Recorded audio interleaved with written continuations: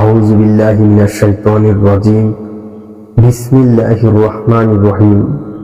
সূরা আন-নূর, আয়াত সংখ্যা 64টি, সূরা সংখ্যা 24, পারা 18, রুকু সংখ্যা 9টি।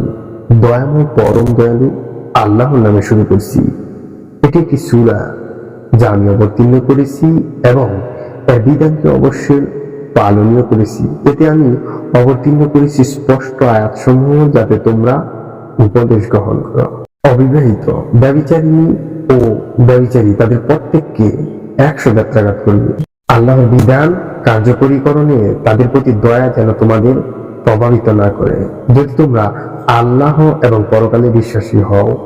আর মুমিনদের একটি দল যেন তাদের শাস্তি প্রত্যক্ষ করে। ব্যভিচারী ও ব্যভিচারিণী অথবা মুশরিক নারীকে ব্যতীত বিয়ে করে না, এবং ব্যভিচারিণী তাদের ব্যভিচারী অথবা মুশরিক ব্যতীত কেউ বিয়ে করবে না। মুমিনদের জন্য এটা হারাম করা হয়েছে, যারা সতী সাধ্বী রমণীর প্রতি অপবাদ আরোপ করে এবং 4 জন সাক্ষী হাজির করে না, তাদেরকে 80টি বেত্রাঘাত করবে এবং কখনো তাদের সাক্ষ্য গ্রহণ করবে না। তারাই তো সত্য তৈরি। তবে যদি এরপর তারা তওবা করে ও নিজেদেরকে সংশোধন করে, আল্লাহ তো ক্ষমাশীল পরম দয়ালু। এবং যারা নিজেদের স্ত্রীর প্রতি অপবাদ আরোপ করে অথচ নিজেরা ব্যতীত তাদের কোনো সাক্ষী নেই, তাদের প্রত্যেকের সাক্ষ্য এই হবে যে সে আল্লাহর নামে 4 বার শপথ করে বলবে যে সে অবশ্যই সত্যবাদী, আর 5মবারে বলবে যে সে যদি মিথ্যাবাদী হয় তবে তার উপর নেমে আসবে আল্লাহর লানত। স্ত্রী শাস্তি রহিত হবে যদি সে 4 বার আল্লাহর নামে শপথ করে সাক্ষ্য দেয় যে তার স্বামী মিথ্যাবাদী, আর 5মবারে বলে যে তার স্বামী সত্যবাদী হলে তার নিজের উপর নেমে আসবে আল্লাহর গজব। তোমাদের প্রতি আল্লাহর অনুগ্রহ ও দয়া না থাকলে তোমাদের কেউই অব্যাহতি পেত না, এবং আল্লাহ তওবা গ্রহণকারী ও প্রজ্ঞাময়। যারা এই অপবাদ রচনা করেছে তারা তোমাদেরই এক দল। এটাকে তোমরা হে মুমিনগণ তোমাদের জন্য অনিষ্টকর মনে করো না, বরং এটা তোমাদের জন্য কল্যাণকর। তাদের প্রত্যেকের জন্য আছে তাদের কৃত পাপ কর্মের ফল, এবং তাদের মধ্যে যে এই ব্যাপারে প্রধান ভূমিকা গ্রহণ করেছে তার জন্য আছে কঠিন শাস্তি। যখন তোমরা একথা শুনবে, তখন মুমিন পুরুষ এবং মুমিন নারীগণ কেন নিজেদের বিষয়ে সৎ ধারণা করেনি এবং বলেনি এটা স্পষ্ট অপবাদ? তারা কেন এই ব্যাপারে 4 জন সাক্ষী হাজির করেনি? যেহেতু তারা সাক্ষী হাজির করেনি, সে কারণে তারা আল্লাহর বিধানে মিথ্যাবাদী। দুনিয়া ও আখিরাতে তোমাদের প্রতি আল্লাহর অনুগ্রহ ও দয়া না থাকলে তোমরা যাতে লিপ্ত ছিলে তার জন্য কঠিন শাস্তি তোমাদেরকে স্পর্শ করত। যখন তোমরা মুখে মুখে এটা ছড়াচ্ছিলে এবং এমন বিষয় মুখে উচ্চারণ করছিলে যার কোনো জ্ঞান তোমাদের ছিল না, এবং তোমরা একে তুচ্ছ গণ্য করেছিলে, যদিও আল্লাহর নিকট ছিল এটা গুরুতর বিষয়। এবং তোমরা যখন এটা শ্রবণ করলে তখন কেন বললে না এ বিষয়ে বলা বলি করা আমাদের উচিত নয়? আল্লাহ পবিত্র মহান, এটা তো এক গুরুতর অপরাধ।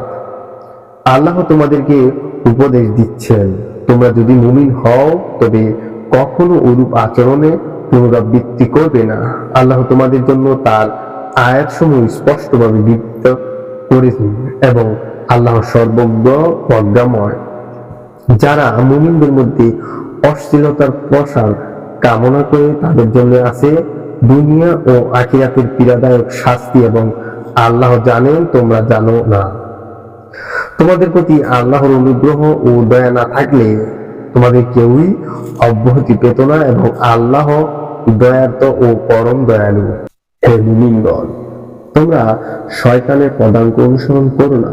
কেউ শয়তানের পদাঙ্ক অনুসরণ করলে সে অশ্লীলতা ও মন্দ কাজে নির্দেশ দেবে। আল্লাহর দয়া ও অনুগ্রহ না থাকলে তোমাদের কেউই কখনো পবিত্র হতে পারত না। তবে আল্লাহ যাকে ইচ্ছা পবিত্র করে থাকেন, এবং আল্লাহ সর্বশ্রোতা সর্বজ্ঞ। তোমাদের মধ্যে যারা ঐশ্বর্য ও প্রাচুর্যের অধিকারী তারা যেন শপথ গ্রহণ না করে যে তারা আত্মীয় স্বজন ও অভাবগ্রস্তদেরকে এবং আল্লাহর পথে যারা গৃহত্যাগ করেছে তাদেরকে কিছুই দিবে না। তারা যেন তাদেরকে ক্ষমা করে তাদের দোষ ত্রুটি উপেক্ষা করে। তোমরা কি চাও না যে আল্লাহ তোমাদেরকে ক্ষমা করেন? এবং আল্লাহ ক্ষমাশীল পরম দয়ালু। যারা সাধ্বী সরলমনা ও বিশ্বাসী রমণীর প্রতি অপবাদ আরোপ করে তারা দুনিয়া ও আখিরাতে অভিশপ্ত এবং তাদের জন্য আছে মহাশাস্তি। যেদিন তাদের বিরুদ্ধে সাক্ষ্য দিবে তাদের জবান, তাদের হাত ও তাদের পা তাদের কৃতকর্ম সম্বন্ধে, সেদিন আল্লাহ তাদের প্রাপ্য প্রতিফলন পুরোপুরি দিবেন এবং তারা জানবে যে আল্লাহই সত্য স্পষ্টকারী। দুশ্চরিত্র নারী দুশ্চরিত্র পুরুষের জন্য, দুশ্চরিত্র পুরুষ দুশ্চরিত্র নারীর জন্য, সুচরিত্র নারী সুচরিত্র পুরুষের জন্য এবং সুচরিত্র পুরুষ সুচরিত্র নারীর জন্য। লোকে যা বলে এরা তা থেকে পবিত্র, এদের জন্য আছে ক্ষমা ও সম্মানজনক রুজি। মুমিনগণ, তোমরা নিজেদের গৃহ ব্যতীত অন্য কারো গৃহবাসীদের অনুমতি না নিয়ে এবং তাদেরকে সালাম না করে প্রবেশ করো না, এটাই তোমাদের জন্য শ্রেয়। সম্ভবত তোমরা উপদেশ গ্রহণ করবে। যদি তোমরা গৃহে কাউকে না পাও তাহলে তাকে প্রবেশ করবে না যতক্ষণ না তোমাদেরকে অনুমতি দেওয়া হয়। যদি তোমাদেরকে বলা হয় ফিরে যাও, তবে তোমরা ফিরে যাবে, এটাই তোমাদের জন্য উত্তম এবং তোমরা যা করো সে সম্বন্ধে আল্লাহ অবহিত। যে গৃহে কেউ বাস করে না তাতে তোমাদের জন্য খাদ্য সামগ্রী, যে গৃহে কেউ বাস করে না তাতে তোমাদের জন্য দ্রব্য সামগ্রী থাকলে সেখানে তোমাদের প্রবেশের কোনো পাপ নেই এবং আল্লাহ জানেন যা তোমরা প্রকাশ করো এবং যা তোমরা গোপন করো। মুমিনদেরকে বলো তারা যেন তাদের দৃষ্টিকে সংযত করে এবং তাদের লজ্জার স্থানে ইবাদত করে, এটা তাদের জন্য পবিত্রতম। তারা যা করে সে বিষয়ে আল্লাহ অবহিত।